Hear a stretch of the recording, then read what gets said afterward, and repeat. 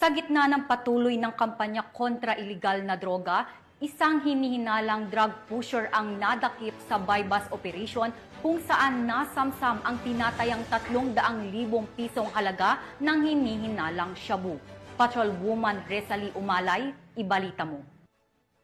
Ng mga tauhan ng Regional Police Drug Enforcement Unit 12, ang isang lalaki na tulak ng iligal na droga. Kinilala ang nadakip na si alias JM, 24 anyos, tinuturing na high-value individual at residente ng Barangay Lanao, Kidapawan City. Nasakote ang sospek sa ikinasang buy-bust operation sa Purok 5A, Barangay Balindog, Kidapawan City, Cotabato. Nakumpiska kay JM ang nasa 55.1 gramo ng hinihinalang shabu na may standard drug price na 374,680 pesos. Sa kabila ng matagumpay na operasyon, tinitiyak naman ang ating kapulisan na mas lalo pang paiigtingin ang kanilang kampanya kontra iligal na droga tungo sa kaayusan, kapayapaan at kaunlaran ng komunidad dahil dito sa bagong Pilipinas ang gusto na pulis, ligtas ka.